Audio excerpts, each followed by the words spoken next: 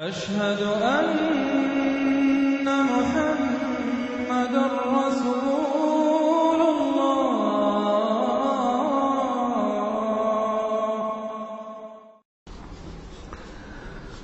سورۃ الجن یہ ہے اب وہ سورت کے جو اس میں کسی جوڑے وغیرہ کا معاملہ نہیں ہے، منفرد ہے، اکیلی سورت ہے، اور یہ واحد سورت ہے کہ جس میں اتنی تفصیل کے ساتھ جنات کا معاملہ آیا ہے۔ ایک سورت ہم پڑھ چکے ہیں کہ جس میں مسلسل خطاب ہے، یا معاشر الجن والانس فبأي آلاء ربكما تكذبان، 31 مرتبہ تو یہی آیت آئی ہے۔ یا یہ صورت ہے کہ جس میں ایکسکلوسیو جو ہے ان کا معاملہ آ رہا ہے۔ یہ بھی ہو سکتا ہے کہ یہ کوئی اور واقعہ ہو، اور یہ بھی ہو سکتا ہے یہ وہی واقعہ جو سورہ احقاف کا ہے، وہ تو جا کر انہوں نے جو کچھ کیا اللہ تعالیٰ نے وہ خبر ہمیں دے دی ہے۔ اب یہاں پر حضور کو بھی وحی کے ذریعے سے مطلع فرمایا اور مزید تفاصیل آ گئی۔ یہ بھی ہو سکتا ہے یہ اور جنات ہو۔ بسم اللہ الرحمن الرحیم قل اوحی الی انہ استمع نفر من الجن، کہہ دیجئے نبی کے میری جانب وحی کی گئی ہے کہ جنوں کی ایک جماعت نے سنا۔ کس کو سنا؟ قرآن کو سنا۔ فقالوا انا سمعنا قرآنا عجبا، انہوں نے کہا ہم نے سنا ہے ایک بہت ہی دل کو لبھانے والا قرآن، یہدی الی الرشد، جو نیکی اور رشد اور ہدایت کی طرف رہنمائی کر رہا ہے۔ فآمنا بہ، تو ہم تو ایمان لے آئے۔ اس وقت بھی میں نے کہا تھا یہ لمحہ فکریہ ہے، ایک دفعہ کا اجتماع ہے قرآن کا، اور وہ بندے کہاں سے کہاں پہنچ گئے، وہ داعی بن گئے۔ ہمارا کیا حال ہے؟ ہم نے اس معنی میں قرآن کبھی پڑھا ہی نہیں، سنا ہی نہیں۔ سنتے ہیں تو وہ خیبر میل کی سپیڈ سے جو پڑھ رہا ہوتا قاری، 5 دن میں پورا قرآن، 6 دن میں پورا قرآن، اور اشتہار دیے جا رہے ہیں۔ یہ ہے ہمارا ریچول۔ یہاں تو 20 منٹ میں ہو جاتی ہے، یہاں 30 منٹ، یہاں چلو وہاں اور سے بھی کم میں ہو جاتی ہے، وہاں چلو۔ قرآن کا نتیجہ تو یہ نکلنا چاہیے وہ آپ کو پوزیس کر لے، جانے نہ دے۔ اِنَّا سَمِعْنَا قُرْآنًا عَجَبًا يَهْدِي إِلَى الرُّشْدِ فَآمَنَّا بِهِ وَلَن نُّشْرِكَ بِرَبِّنَا أَحَدًا، اب ہم کبھی بھی اپنے رب کے ساتھ کسی کو شریک نہیں ٹھہرائیں گے۔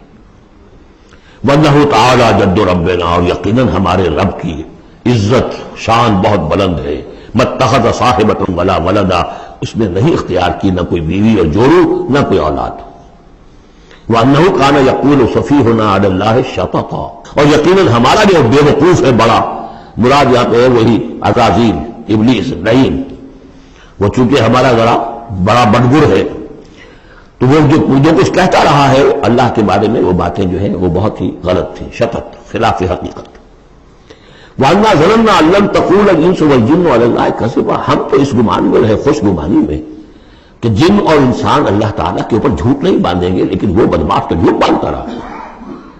ہم نے اپنی شرافت میں اس کی بات کو مان لیا۔ وَأَنَّهُ كَانَ رِجَالٌ مِّنَ الْإِنسِ يَعُوذُونَ بِرِجَالٍ مِّنَ الْجِنِّ فَزَادُوهُمْ رَهَقًا، اور یہ کہ جو انسانوں میں سے مرد ہیں وہ جنات کے مردوں میں کی حفاظت پکڑتے ہیں۔ یہ ہوتا تھا ان کا طریقہ، وہ سمجھتے تھے کہ بیابان میں جو ہے جنات رہتے ہیں، اور وہ ان کے جو ہیں سردار بھی ہیں، تو اب راستے نے پڑاؤ ڈالا ہے جنگل میں، تو سب سے پہلے کہتے تھے کہ ہم اس جنگل کے، اس بیابان کے جنات کی ہم پناہ میں آتے ہیں۔ اب وہ سنتے ہوں گے یہ بے وقوف، یہ آدم کی اولاد، ہمارے تو جد امجد کو نکال دیا گیا جنت سے اس لیے کہ اس کو سجدہ نہیں کیا، یہ ہمیں معبود بنائے بیٹھے ہیں، ہماری پناہ طلب کر رہے ہیں۔ لہذا ان میں اور سرکشی پیدا ہو گئی، اور اکڑ گئے کہ یہ انسان ہو کر یہ ہماری پناہ مانگ رہے ہیں، ہم سے طلب کر رہے ہیں پناہ، تو اس سے ان کے اندر اور زیادہ سرکشی پیدا ہو گئی۔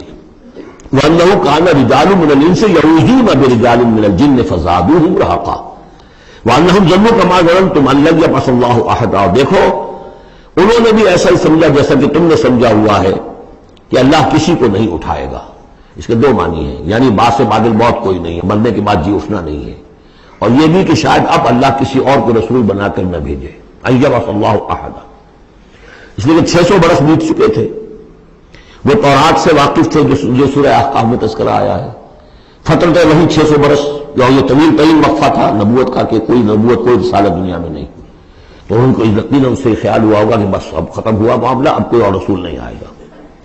وَأَنَّا لَمَسْنَا السَّمَاءَ، اور ہم نے ذرا ٹٹولا آسمان کو، ہم نے چاہا کچھ خبریں لے کر آئیں ذرا غیب کی، فوجدناہا بولے حرسا شدیدا وشوبا، تو ہم نے تو پایا اس کو کہ وہ بھرا ہوا ہے سخت چوکیداری سے اور انگارے رکھے ہوئے ہماری وہ ہمیں کھدیڑنے کے لیے. یعنی یہ کہ ہمیں معلوم ہو گیا کہ کوئی واقعی وقت ایسا ہے، کیونکہ یہ سارا انتظام خاص طور پر جب کہ وہی یہ نبوت آتی تھی تو اہتمام کر لیا جاتا تھا. عام حالات میں کوئی بات نہیں، روح اتر رہے ہیں فرشتے، اور یہ جو ہے یہ آگ سے بنے ہیں، وہ نوری ہیں یہ ناری ہیں، کچھ نہ کچھ ان سے یارانہ گانٹھ کے کچھ نہ کچھ ان سے لے لیتے تھے. یا یہ کہ اچک لیا من استحق صراقۃ، کسی نے کوئی چیز جو ہے کہیں سے لے لی. لیکن اب جو ہم نے دیکھا ہے آسمان کو تو واقعی وہاں تو بڑے سخت پہرے لگے ہوئے، یعنی کوئی نہ کوئی وحی کا سلسلہ ہے اور نبوت آنی ہے، اور وہ نبوت ہمیں تو مل گئی. ہم جا کر سنائے کلام اور ہم ایمان لے آئے. وَأَنَّا لَمَسْنَا السَّمَاءَ فَوَجَدْنَاهَا مُلِئَتْ حَرَسًا شَدِيدًا وَشُهُبًا وَأَنَّا كُنَّا نَقْعُدُ مِنْهَا مَقَاعِدَ لِلسَّمْعِ، اور ہم وہاں بیٹھا کرتے تھے، وہاں پہ گھاٹ میں بیٹھا کرتے تھے کچھ سن لینے کے لیے. مقعد بیٹھنے کی جگہ، مورچہ جہاں پہ بیٹھا جائے، ہم وہاں پر اپنے ٹھکانوں میں بیٹھا کرتے تھے. فَمَن يَسْتَمِعِ الْآنَ، لیکن اب اگر کسی نے کچھ سننے کی کوشش کی، يَجِدْ لَهُ شِهَابًا رَصَدًا، وہ پائے گا اپنے واسطے ایک انگارہ گھاٹ میں، میزائل پیچھا کرے گا اس کو. وَأَنَّا لَا نَدْرِي أَشَرٌّ أُرِيدَ بِمَنْ فِي الْأَرْضِ أَوْ أَرَادَ بِهِمْ رَبُّهُمْ رَشَدًا. معلوم ہوتا بہت بڑے عالم تھے یہ توراۃ کے جاننے والے، انہوں نے ایسی عظیم بات کہی ہے. یہ ہمیں یہ معلوم نہیں کہ آیا زمین میں بسنے والے ان انسانوں کی کوئی شامت آ گئی ہے یا اللہ نے ان کے لیے کسی بھلائی کا ارادہ کیا ہے. رسالت آئے گی تو دو ہی نتیجے ہیں، یا تو کوئی عذاب آنے والا ہے، اس لیے کہ وما كنا معذبین حتی نبعث رسولا، یا تو کوئی بہت بڑے پیمانے پر انسانوں کی شامت آنے والی ہے، جیسے قوم نوح، قوم ہود، قوم صالح کا حشر ہوا تھا، وہ ویسا ہی حشر ہونے والا ہے. اللہ نظری ہم نہیں جانتے. اشر اُرِیدَ بِمَنْ فِی الْأَرْضِ، زمین والوں کے لیے کسی شر کا فیصلہ کیا گیا ہے، ام اراد بہم ربہم رشدا، یا ان کے لیے ان کے رب نے بھلائی کا خیر کا ارادہ کیا. ظاہر بات ہے نبوت اور رسالت محمدی خیر پر منتج ہوئی. وَأَنَّا مِنَّا الصَّالِحُونَ وَمِنَّا دُونَ ذَلِكَ، اور دیکھو ہمارے اندر نیک بھی ہیں، جنات نیک بھی رہے ہیں اور دوسری طرح کے بھی ہیں. بد نہیں کہا، یہ ہے حکمت تبلیغ، بروں کو بھی برا نہ کہو. ہاں دوسری قسم کے بھی ہیں، نیک بھی ہے اور دوسری قسم کے بھی ہیں. کُنَّا طَرَائِقَ قِدَدًا، ہم تھے مختلف راستوں پر جو کہ ایک دوسرے سے پھٹے ہوئے تھے. یہ قددا جو آیا تھا نا، قدت قمیصہ، پھٹ جانا قمیص کا. وَأَنَّا ظَنَنَّا أَن لَّن نُعْجِزَ اللَّهَ فِي الْأَرْضِ وَلَن نُعْجِزَهُ هَرَبًا، اور ہم نے یہ جان لیا کہ ہم اللہ کو عاجز نہیں کر سکتے، ہرا نہیں سکتے، نہ زمین میں بھاگ کر، اور ہم کہیں بھاگ کر زمین میں اللہ کو شکست نہیں دے سکتے، اس کی پکڑ سے نکل نہیں سکتے. وَأَنَّا لَمَّا سَمِعْنَا الْهُدَىٰ آمَنَّا بِهِ، اور ہم نے تو جب وہ ہدایت سنی، الہدا سنا، اس کی استماع ہم نے کیا، ہم تو اس پر ایمان لے آئے. فَمَن يُؤْمِن بِرَبِّهِ فَلَا يَخَافُ بَخْسًا وَلَا رَهَقًا، تو جو کوئی بھی ایمان لائے گا اپنے رب پر، اسے کوئی خوف نہیں ہوگا کہ نہ اسے کوئی نقصان دیا جائے گا، نہ اس کو کوئی زبردستی ہوگی، کوئی زیادتی ہوگی. جیسے جیسے ان کے اعمال صالحہ ہیں پورے پورے اللہ تعالیٰ ان کا اجر ان کو دے دے گا. وَأَنَّا مِنَ الْمُسْلِمُونَ وَمِنَ الْقَاسِطُونَ، اور دیکھو ہمارے اندر وہ بھی ہیں جو فرما بردار ہیں اور وہ بھی ہیں جو بے انصافی کرتے ہیں. یہ قسط کے لفظ کے ساتھ سمجھ لیجئے، جب یہ ثلاثی مجرد میں آتا ہے تو قاسط اس میں فاعل بنا، وہ ناانصاف کے معنی میں ہے. یہ باب افعال کے خواص میں سے ہے، سلب ماخذ اس کو کہتے ہیں. جب باب افعال میں آئے گا تو اس کے معنی ہے عدل و انصاف، اور جب ثلاثی مجرد میں آئے گا تو ناانصافی. قاسطون فمن اسلم فاولئک تحروا رشدا، جو لوگ اسلام لے آئے، اطاعت قبول کر لی، تو انہوں نے تو گویا کہ ڈھونڈ نکالی خیر کی راہ، نیکی کی راہ انہوں نے تلاش کر لی. وَأَمَّا الْقَاسِطُونَ، اور جو بے انصاف فَكَانُوا لِجَهَنَّمَ حَطَبًا، وہ لوگ جو ہے پھر جہنم کا ایندھن بن کر رہیں گے. یہاں تک ان کی تقریر ہے جو انہوں نے تبلیغ کی ہے. اب جو بات آگے آ رہی ہے یہ خود اللہ کی طرف سے کلام ہے. أَن لَّوِ اسْتَقَامُوا عَلَى الطَّرِيقَةِ لَأَسْقَيْنَاهُم مَّاءً غَدَقًا، اور یہ کہ یہ اگر لوگ اپنے اس طریقے پر جو طریقہ انبیاء کا تھا، جو آدم نے دیا تھا، جو نوح نے دیا تھا، یہ چلتے رہتے تو ہم انہیں خوب پلاتے، پانی بھر بھر کر خوب سیراب کرتے ان کو. یہاں لفظ طریقت آیا ہے قرآن میں، شریعت طریقت.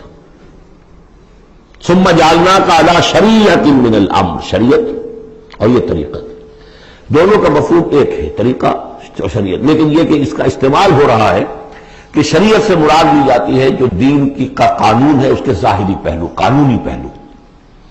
اور طریقت اسی کے باطنی پہلو کا نام ہے کہ ایک نماز ہے، وضو کیسے کرو گے، کیا فرائض ہیں، کیا نوافل ہیں، کیا کام رہ گیا تو وضو نہیں ہوا، یہ شریعت بتائے گی، یہ آپ کو فقیہ بتائیں گے، یہ آپ کو مفتی حضرات بتائیں گے۔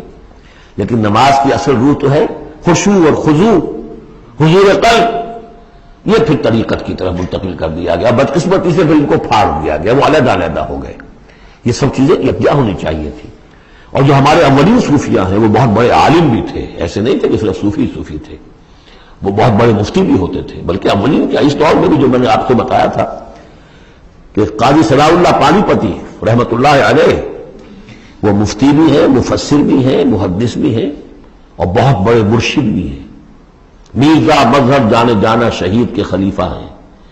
اور یہ سب شیخ احمد سرہندی رحمت اللہ علیہ کا جو سلسلہ ہے، سلسلہ مجددیہ نقشبندیہ، اس کے بزرگ ہیں، تو وہ ہے وہ جامع صفات لوگ۔ لنفتنہم فیہ، اور یہ بھی جو ہم کو پانی پلاتے اور سیراب کرتے، یہ بھی اس لیے تاکہ ان کو اور جانچے اور پرکھے اور امتحان لیں۔ ایک امتحان غربت میں ہے، ایک امتحان تمنگری میں ہے، ایک امتحان فاقے میں ہو رہا ہے، ایک امتحان ہو رہا ہے کہ کسب کرنے دے رکھا ہے۔ ومن یعرض عن ذکر ربہ، اور جو کوئی بھی اعراض کرے گا اپنے رب کے ذکر سے، یسلکہ عذابا صعدا، تو وہ چلے گا، وہ ڈال دے گا اس کو چڑھتے عذاب میں، اللہ تعالیٰ ایسے عذاب میں صعدا جس کی شدت بڑھتی چلی جائے گی۔ وَأَنَّ الْمَسَاجِدَ لِلَّهِ فَلَا تَدْعُوا مَعَ اللَّهِ أَحَدًا، اور دیکھو مسجدیں اللہ کے لیے ہیں۔ مسجد سے مراد مسجد سجدے کی جگہ بھی ہے، اور مسجد سے مراد سجدے کے یہ اعضاء بھی ہیں، یہ پیشانی اور یہ ناک اور یہ ہاتھ اور یہ پاؤں، ایڑیاں، وہ پنجے، یہ سارے جو ہیں یہ سجدے کے جو جسم کے حصے ہیں۔ یہ مسجدیں بھی اور سجدے کی جگہ بھی للہ ہے، سب اللہ کی ملکیت ہے۔ فَلَا تَدْعُوا مَعَ اللَّهِ أَحَدًا، اللہ کے ساتھ کسی اور الہ کو مت پکارو۔ وَأَنَّهُ لَمَّا قَامَ عَبْدُ اللَّهِ يَدْعُوهُ كَانُوا يَكُونُونَ عَلَيْهِ لِبَدًا، اور یہ اب یہاں پھر قول آ گیا ہے انہی کا جنات کا کہ جب وہ عبداللہ کو ہم نے دیکھا، وہ کھڑا تھا، وہ قرآن پڑھ رہا تھا، وہ نماز پڑھا رہا تھا، لما قام عبداللہ یدعوہ، اسے پکار رہا تھا اللہ کو، اللہ کا بندہ، کانوا یکونون علیہ لبدا، وہ تو ایسے ہو رہے تھے سننے والے گویا کہ اس کے اوپر ٹھٹ کے ٹھٹ جمع ہو جائیں گے وہاں پر، لیکن یہ کہ وہ ایمان نہیں لا رہے تھے۔ قل انما ادعو ربی، کہہ دیجیے اے نبی صلی اللہ علیہ وسلم، دیکھو میں پکارتا ہوں اپنے رب کو، ولا اشرک بہ احدا، اس کے سوا میں کسی اور کو شریک کرنے کے لیے تیار نہیں۔ قل انی لا املک لکم ضرا ولا رشدا، کہہ دیجیے مجھے کوئی اختیار حاصل نہیں ہے تمہارے لیے، نہ کسی نقصان کا اور نہ کسی راہ پر لانے کا، میں تمہیں ہدایت نہیں دے سکتا۔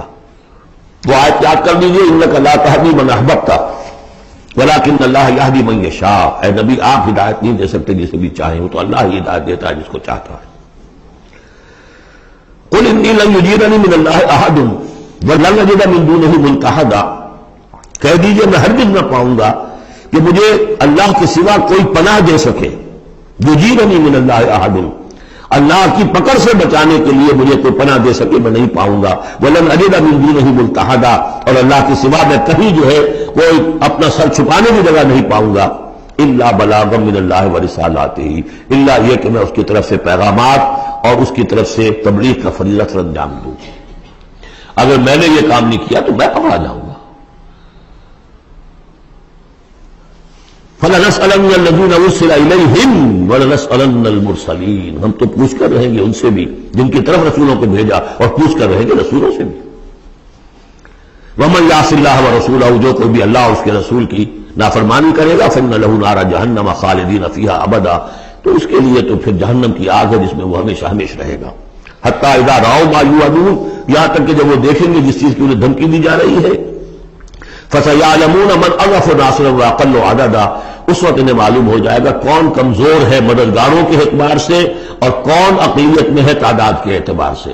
وہ تانے دیتے تھے نا کہ دیکھو محمد تمہارے پاس تو بیٹھے بھی ہوتے ہیں تو ہمارے کرنی کاری بڑے لوور طبقات کے لوگ، اور وہ بھی چند ہوتے ہیں، دیکھو جا کے ابو جہل کی محفل بھری ہوئی ہے، بڑے بڑے لوگ بیٹھے ہوئے وہاں پر، اس وقت معلوم ہو جائے گا من اضعف ناصرا واقل عددا۔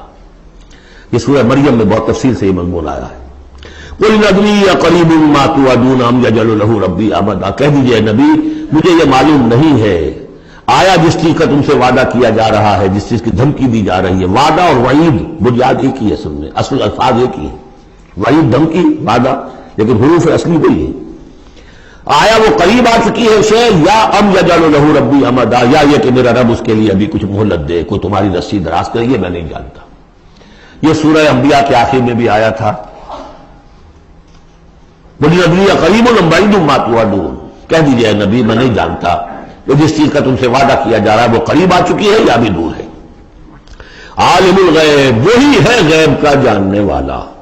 فلا یظہر علی غیبہ احدا، وہ اپنے غیب پر کسی کو مطلع نہیں کرتا. الا من ارتضی من رسول، سوائے جس کو وہ چاہے اپنے رسولوں میں سے. یہ بہت اہم قانون ہے قرآن کا، اور اس میں سارا مسئلہ علم غیب کا حل ہوتا ہے. ایک بات تو یہ کہ ہمارے جو بھی بریلوی بھائی ہیں وہ بھی مانتے ہیں، 4 باتیں وہ مانتے ہیں. 3 میں نے ایک مرتبہ تحقیق کی تھی بڑی مفصل، جا کر بعد لوگوں سے ملاقات کی، ابھی میں طالب علم تھا. کہا دیکھیے ہم ثابت مانتے ہیں اس بات کو. نبی کا علم ذاتی نہیں عطائی ہے، اللہ نے جو دیا وہی ہے. نبی کا علم قدیم نہیں حادث ہے، پہلے نہیں تھا پھر ہو گیا، اللہ نے دے دیا تو ہو گیا. اور نبی کا علم غیر محدود نہیں محدود ہے. میں نے کہا یہ 3 باتیں جو شخص مان لے میرا اس سے اب کوئی جھگڑا نہیں رہا. لیکن ہمارے ہاں کچھ لوگوں نے ایک ڈیفینیشن کر لی علم غیب کی. علم غیب وہ ہے جو بغیر کسی کے بتائے خود حاصل ہو جائے. اس اعتبار سے تو میرے پاس بھی علم غیب ہے نہیں، یعنی کسی کے پاس کوئی علم ہے ہی نہیں. ہمیں دیا اساتذہ نے دیا، حضور کو دیا اللہ نے دیا، جبریل کو دیا اللہ نے دیا. اس معنی میں تو ذاتی علم تو کوئی بھی نہیں مانتا کسی کا.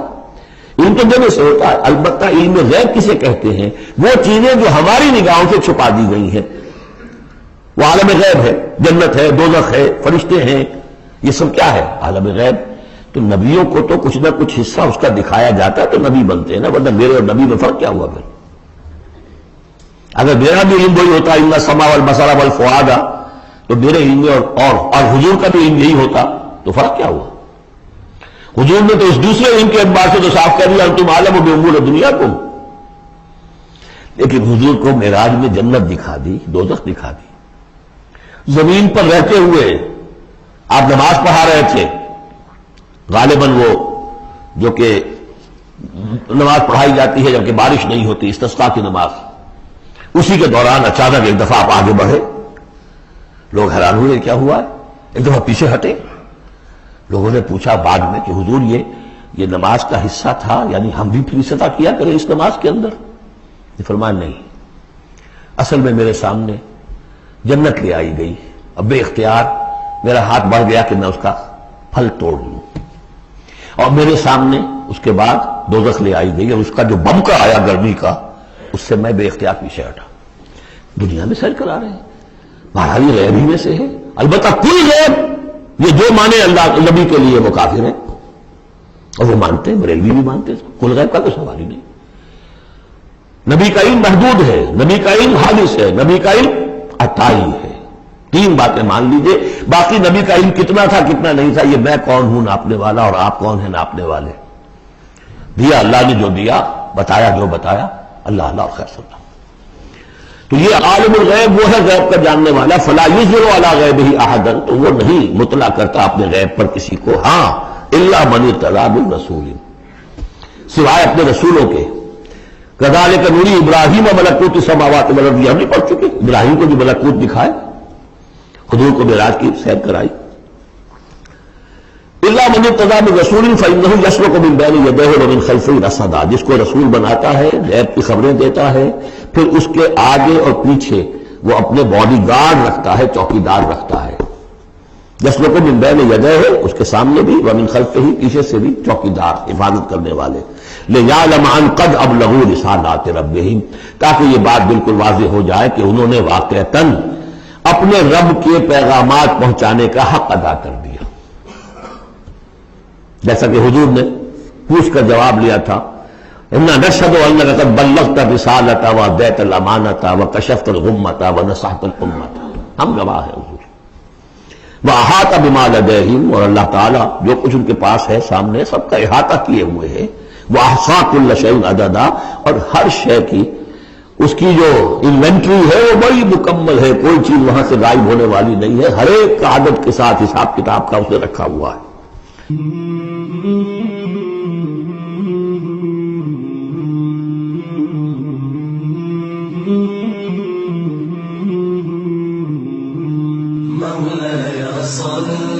وسلم دائما أبدا على حبيبك خير الخلق